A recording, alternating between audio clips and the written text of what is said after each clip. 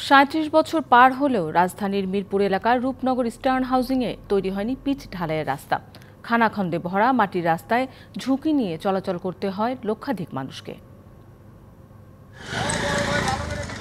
জলমগ্ন রাস্তাটি কোনো গ্রাম বা প্রান্তিক অঞ্চলে নয়, রাজধানীর অন্যতম আধুনিক এলাকা মিরপুর রূপনগর ইস্টার্ন হাউজিংয়ের চিত্র।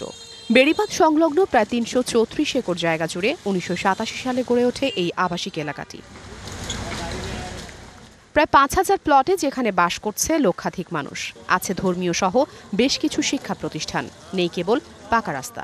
যাওয়া আসা অনেক কষ্ট, আর আমি বিগত ১০ থেকে ১৫ বছর আগে থেকে দেখতেছি ভাঙ্গা। খুব রিস্ক নিয়ে এই রাস্তায় যে চলাচল করতে হয়, বাচ্চা কোলে নিয়ে যাওয়া মনে হয় যে বাচ্চা আগে পড়ে যাবে।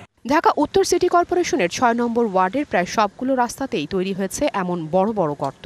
শুষ্ক মৌসুমে ধুলার রাজ্য, আর অল্প বৃষ্টিতেই ভোগান্তি বেড়ে চরমে ওঠে। প্রেগনেন্সি যারা আছে, যা অসুস্থ যারা চলাফেরা করতে তাদের যে কি ধরনের বিপদ হয় এটা আমিও সাফার করছি। হাউজিংয়ের ঘর থেকে বের হওয়াটাই খুব বিরক্তিকর ব্যাপার এবং কষ্টসাধ্য ব্যাপার। এই কাজগুলো যে কোথায় আটকে আছে এটার ব্যাপারে আমরা নিশ্চিত না। ওয়ালটন ফ্রিজ কিনে অনেকের মতো আপনিও হয়ে যেতে পারেন মিলেনিয়াল, সেরা পণ্যের সেরা অফার। অবশ্যই কোনো স্বার্থান্বেষী মহল এটাকে আটকায় রাখছে। রাজধানীর এই এলাকার বাসিন্দারা জানেন না সড়কের এই ভোগান্তির শেষ কোথায়। এমপি সাহেব কয়েকবার আসে এখানে, বলছে যে এটা হবে, বাজেট হয়ে গেছে, এই হয়েছে সেই হয়েছে, কিন্তু বাস্তবে কিছুই দেখতেছি না।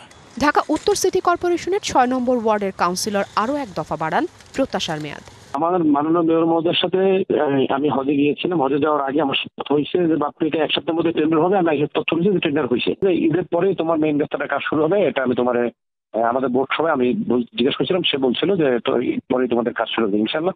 আগামী ১ মাসের মধ্যে আমি আশা করি, বা সর্বোচ্চ হয়তো ১.৫ মাসের মধ্যেই কাজ শুরু হবে ইনশাল্লাহ। তবে পুরোদমে রাস্তা সংস্কারের কাজ শুরু না হলে আশ্বস্ত হতে পারছে না বলে জানান এলাকাবাসী। Afrin Anwar, DBC news, Dhaka.